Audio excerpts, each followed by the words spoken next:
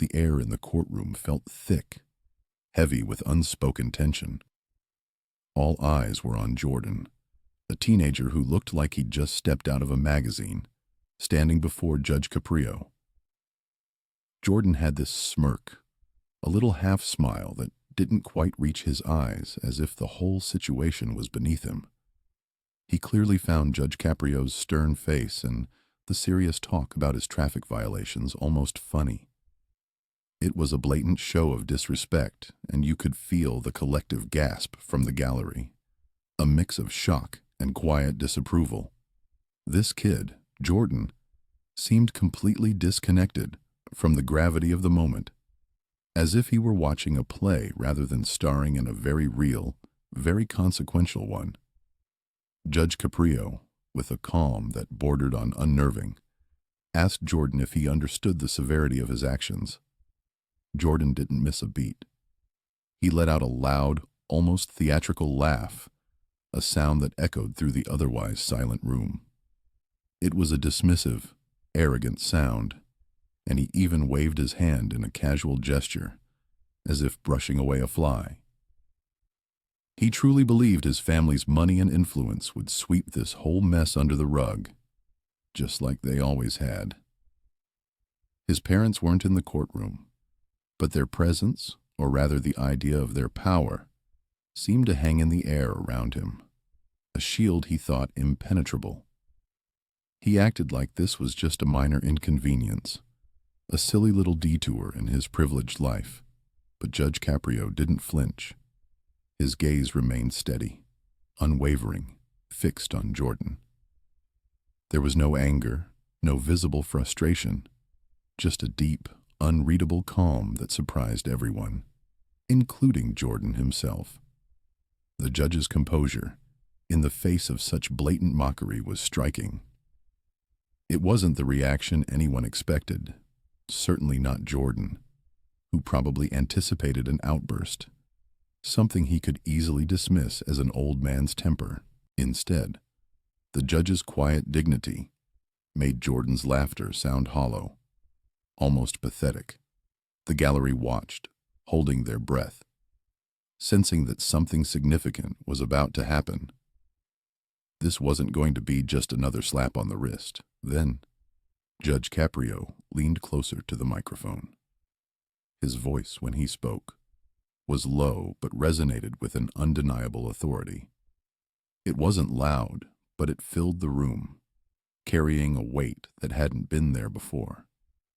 He started to list the potential penalties, not just the usual fines or points, but hinted at something much bigger, something with more public consequences than Jordan could have ever imagined. The judge spoke of community service, of public records, of lessons that went far beyond what a simple fine could teach. Jordan's smirk began to falter, just slightly, as the judge's words painted a picture of a future that looked very different from his usual charmed existence. Some lessons are best learned when pride takes a fall. The judge paused, letting his words sink in. He looked directly at Jordan, his eyes holding a flicker of something unidentifiable. Not anger, not pity, but something else entirely. A deep understanding of human nature and consequence. The courtroom held its breath, everyone sensing an impending, impactful decision, a moment that would define this young man's immediate future. The silence stretched, heavy and expectant. Before we continue, subscribe to the channel and tell us where you're watching from in the comments. Jordan grew up in a world most people only see in movies. His home was in a quiet, sprawling suburban town in the United States, a place full of perfectly manicured lawns and houses that looked like they belonged on magazine covers. It was the kind of community where private schools were the norm, and anything less than top tier was simply not considered. From a young age, Jordan learned that rules were for other people, for those who didn't have the right last name or the financial backing to make problems disappear. This wasn't something his parents explicitly taught him, but it was the air he breathed. the culture that shaped him. His parents were always busy. His dad was a high-powered executive, constantly traveling for work, closing deals worth millions. His mom ran a successful art gallery, a demanding job that took up most of her time and energy. They loved Jordan in their own way, but their love often came in the form of expensive gifts and a hands-off approach to parenting. New gadgets, designer clothes, a brand new luxury car on his 16th birthday. These were their ways of showing affection, of compensating for their frequent absences. They believed they were providing him with the best life possible, but what they really gave him was a sense of immunity, a deep-seated belief that he was above the everyday rules that applied to everyone else. He rarely saw them for dinner, and when he did, conversations were usually brief, focused on school grades and social engagements, never on deeper feelings or responsibilities. Jordan's daily routine was a testament to his privileged existence. A chauffeured car would take him to his elite private school, where he mingled with kids just like him, children of wealth and influence. After school, it was usually private tutoring sessions, followed by lavish parties at sprawling estates or exclusive club events. His friends were carbon copies of himself, entitled, often bored, and always looking for the next thrill. They reinforced his inflated self-worth, telling him he could get away with anything because, well, he always did. There was little exposure to diverse perspectives, to people who worked hard for every penny, or to the genuine challenges faced by the majority of the world. His world was a gilded cage, and he saw no reason to leave it. This social bubble normalized bending rules and avoiding consequences. If a teacher tried to reprimand Jordan or his friends, a quick call from a parent often made the issue vanish. Minor traffic tickets for speeding or running stop signs were routinely handled by the family lawyer. A mere inconvenience quickly resolved.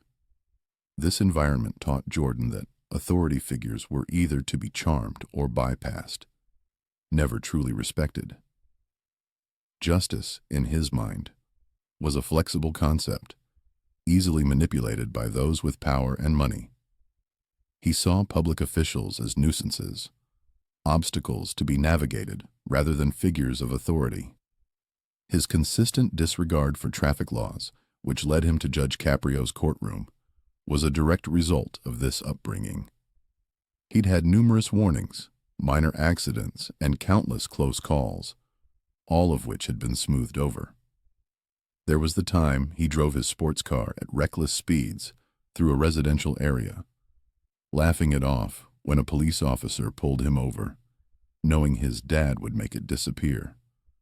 Or the incident where he parked illegally in a handicapped spot, arguing with the attendant, convinced his status exempted him.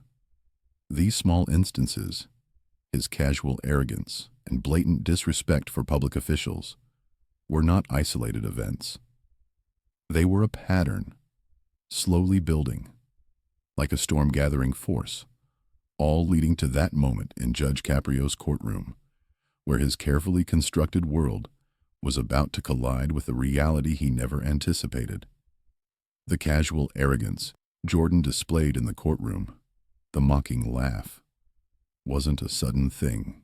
It was the endpoint of years of small victories, of getting away with things, of seeing rules as suggestions for other people. His character had been slowly warped, almost imperceptibly, by a constant stream of situations where his actions had no real consequences. It started small, with subtle humiliations he'd inflict on others, acts that built his confidence in his own impunity.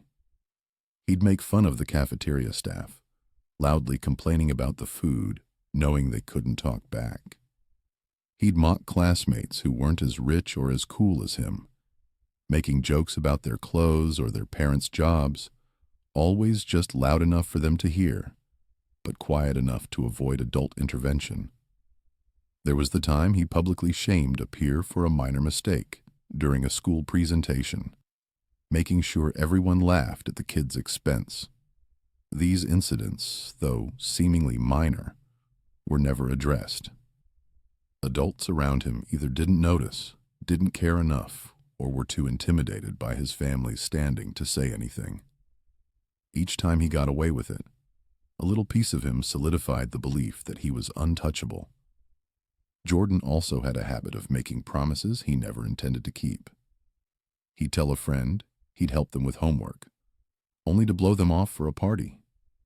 He'd assure teachers he'd turn in a late assignment, then simply forget about it. Knowing a quick email from his mom explaining a family emergency would erase the problem. Even with his parents, he'd promised to be home by a certain time or to study for an important test, then disregard it completely. When confronted, he'd offer a shrug, a casual apology, or a flimsy excuse, and it was always enough. This lack of accountability, this absence of empathy for how his broken promises affected others, became a core part of his behavior. His recklessness escalated over time. It wasn't just about making fun of people. It was about pushing boundaries. Driving at excessive speeds became a regular thrill, a game of chicken with fate he always seemed to win. He'd ignore school rules openly, talking on his phone in class, cutting lines, treating the faculty with disdain. Public property was fair game for his amusement. He'd carve his initials into park benches or leave trash behind at public events, never once thinking about the impact or the people who would have to clean it up. These weren't isolated incidents. They were a clear, escalating pattern of defiance, each one reinforcing his belief that he could do whatever he wanted without repercussions. His parents, for all their love and good intentions, were a big part of this problem. Their busy schedules meant they were rarely around to see these behaviors firsthand. They relied on nannies and assistants who, often underpaid and overworked, were hesitant to report Jordan's misdeeds, fearing for their jobs. When problems did arise, their go-to solution was to throw money at it or use their influence. A donation to the school, a call to a city official, a check to cover damages. These were their ways of fixing things. They believed they were protecting their son, but what they were actually doing was shielding him from the natural consequences that teach responsibility. They never forced him to face the music, to truly understand the impact of his actions. So, the courtroom laughter, the dismissive wave at Judge Caprio, wasn't a sudden, out-of-character outburst. It was the natural, almost inevitable, culmination of years of unchecked entitlement. It was the final expression of a complete disregard for authority, a belief that he was above the law, a pattern that had been building for years. The stage was set for an inevitable clash, one that Jordan, in his arrogance, was completely unprepared for. The mounting pressure on Jordan intensified as his string of traffic violations began to spiral out of control. What started as minor infractions, speeding on suburban streets, ignoring stop signs, quickly escalated into more serious offenses. He was pulled over more frequently, each time offering a glib excuse or a dismissive wave of his hand, as if the police officer was wasting his precious time. The tickets piled up, not just in number, but in severity. His parents started to get calls, not just from the school, but from the police department directly. Their exasperation grew, visible in their tightened jaws and the way they'd sigh deeply after hanging up the phone. Yet, even then, their interventions were largely ineffectual. A stern lecture, a grounded weekend that rarely lasted, and then back to business as usual. Arguments at home became more heated, though never truly resolving anything. Jordan would sit across from them at the polished dining table, his arms crossed, a smirk playing on his lips. His mother would plead. His father would try to lay down the law, but Jordan would just brush them off. "You guys drove fast when you were kids," he'd retort, throwing their own past behavior back at them. "You think you're so perfect? You're just hypocrites." He'd point out their own bending of rules, their own leveraging of connections, making them squirm and ultimately back down. He was a master at deflecting blame, twisting their words until they felt guilty for even bringing it up. The subtle disapproval from extended family members and even some community figures also began to surface. At holiday gatherings, an aunt might make a pointed comment about responsibility or setting a good example. His grandparents, usually doting, started to look at him with a worried, almost disappointed expression.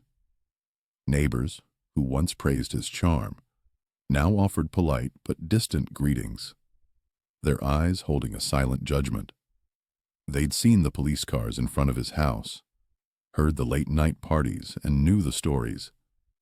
These unspoken tensions added to the psychological weight on Jordan, even if he pretended not to notice. He also found himself increasingly isolated from his more responsible peers.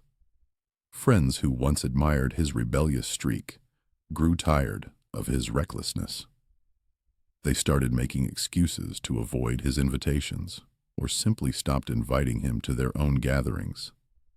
The constant need for attention, the endless drama surrounding his actions, became draining. Their silence, their gradual pulling away, became a powerful form of judgment, perhaps more impactful than any spoken reprimand. He'd scoff at them, calling them boring or uptight, but a flicker of annoyance, even loneliness, would cross his face when he thought no one was looking. Jordan's agitation and defiance grew with each passing day as his court date approached. He felt cornered, misunderstood, as if the entire world was ganging up on him. This feeling only pushed him further into his rebellious stance. He convinced himself everyone else was wrong, that they just didn't understand him or his unique situation. He was the victim, not the perpetrator. This mindset solidified his belief that he could easily sidestep whatever punishment awaited him. The oppressive summer heat outside the courthouse did little to cool his temper. Inside, the sterile formality of the building, the hushed whispers of the gallery, all contributed to the heavy atmosphere. As he approached the courtroom, he could feel the weight of expectation, the silent anticipation. Yet, even then, he believed he could easily evade judgment, just as he always had. He was ready to charm, to deny, to play the victim, utterly convinced that his entitlement would once again see him through. The gavel struck, a sharp, resonant sound that cut through the courtroom's hushed anticipation. Judge Caprio, his gaze steady and unwavering, leaned forward. His voice, calm but firm, filled the space. "Mr. Peterson," he began, addressing Jordan directly, "this court has reviewed your case with considerable attention. Not just the infractions listed for today, but a pattern of behavior that extends far beyond a simple speeding ticket." Jordan's confident smirk wavered for a split second. He had expected a lecture, maybe a heavier fine, but not this tone of deep, methodical scrutiny. The judge continued, his words carefully chosen, each one landing with deliberate weight. "It has come to the court's attention that, over the past few years, there have been numerous complaints regarding reckless driving, noise disturbances, and even minor vandalism, all involving vehicles registered to your family's address and often linked to your presence." Jordan felt a cold dread begin to creep in. His parents had always made those problems disappear. He thought they were gone, buried under layers of legal maneuvering and quiet settlements. Judge Caprio then revealed a stack of documents, each one a stark reminder of Jordan's past transgressions. Your family, Mr. Peterson, has a history of resolving these issues outside of formal proceedings. While commendable in their efforts to protect you, these interventions have inadvertently provided this court with a clear record of your consistent disregard for the law and for the well-being of your community. The judge paused, letting the implications sink in.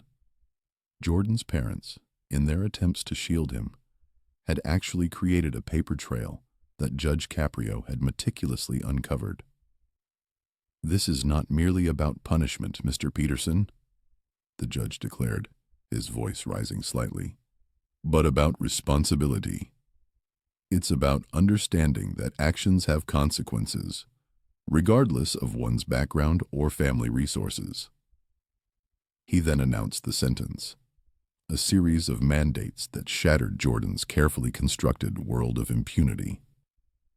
"You will be assigned to a minimum of 200 hours of community service," Judge Caprio stated. "This will not be a comfortable, office-based role. You will be working at the city's Public Works Department, specifically on the sanitation crew. You will be collecting trash, cleaning public parks, and assisting with road maintenance. This service will be highly visible, and it will require genuine humility and hard work, far outside what you are accustomed to." Jordan's jaw dropped. The sanitation crew? He pictured himself in a bright orange vest, covered in grime, under the scorching sun, while his friends drove by. The humiliation was instant, searing. "Furthermore," the judge continued, "your driver's license will be suspended for a period of 6 months, and you will be required to attend weekly restorative justice workshops, where you will engage with individuals who have been directly impacted by reckless behavior and learn to develop empathy and respect for others." The laughter that had defined Jordan's courtroom demeanor died on his lips. It was replaced by a dawning realization, a sickening lurch in his stomach. This wasn't a minor inconvenience. This was a complete dismantling of his life as he knew it. His entitlement, his belief in his own immunity, suddenly felt meaningless, utterly hollow. The judge's words echoed, "Some lessons are best learned when pride takes a fall." Jordan looked around the silent courtroom, the faces of strangers watching him, no longer with amusement or disdain, but with a quiet, almost pitying understanding. His world, built on privilege and evasion, had just crumbled. Jordan began his community service the following Monday, feeling a mix of dread and disbelief. The city's Public Works Department was a world away from his manicured neighborhood. He was handed a bright orange safety vest, thick gloves, and a broom, then assigned to a crew collecting litter in a downtown park. The sun beat down, and the smell of exhaust fumes and stale garbage was a constant, unwelcome companion. He struggled with the physical labor, his muscles aching in ways he'd never experienced. His hands, usually busy with a phone or a game controller, quickly developed blisters. There was no deference here, no special treatment. His crew leader, a gruff but fair man named Mike, simply told him to keep up or get left behind. His former friends, those who had reveled in his parties and borrowed his luxury car, quickly distanced themselves. Text messages went unanswered, and calls were ignored. They were uncomfortable with his new, less glamorous reality, and he overheard whispers about his fall from grace. But then, something unexpected happened.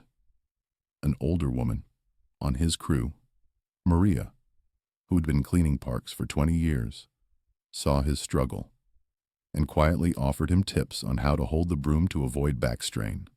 Another co-worker, a young man named David, shared his lunch with Jordan one day when Jordan had forgotten his own. These small acts of kindness, offered without expectation or judgment, chipped away at his hardened shell. Back home, his parents were initially shocked and defensive about the judge's ruling. His mother had tried to pull strings. His father had threatened lawsuits. But Judge Caprio's decision held firm. Slowly, though, as they saw Jordan return home, exhausted but quieter, less arrogant, they began to understand. They started asking about his day, not about his grades or his social life, but about the people he met, the work he did. His father, who had always been distant, even joined him for a few hours one Saturday morning, helping clean up a local creek. It was awkward at first, but a deeper, more meaningful connection slowly began to form between them. The local news had indeed picked up on Jordan's story. Privileged teenager sentenced to public works, one headline read. His family's reputation took a hit, forcing them to confront their own enabling behaviors. The judge's decision became a local talking point, seen by many as a necessary pushback against unchecked privilege, a sign that no one was above the law. Jordan felt the weight of public scrutiny, but surprisingly, it motivated him. He didn't want to be the punchline anymore. Through the hard work, the blisters, and the conversations with Maria, David, and others, Jordan slowly shed his arrogance. He learned the value of a dollar earned through sweat, the importance of treating everyone with respect regardless of their job, and the interconnectedness of society. He saw firsthand the impact of litter, the hard work it took to maintain public spaces, and the dedication of people who did it every day. He developed genuine empathy, something he'd never truly possessed before. Months later, as his community service hours neared completion, Jordan reflected on his journey. The pain and humiliation he had felt in the courtroom were still vivid memories, but now, mixed with a surprising sense of gratitude. He realized that Judge Caprio's intervention, harsh as it seemed at the time, had been a gift. He understood that true respect was earned, not inherited or bought. He looked to the future with a newfound sense of purpose, no longer entitled, but grounded and hopeful, ready to contribute positively to the world he once dismissed. He had learned to truly see and value others, and in doing so, he had finally learned to value himself.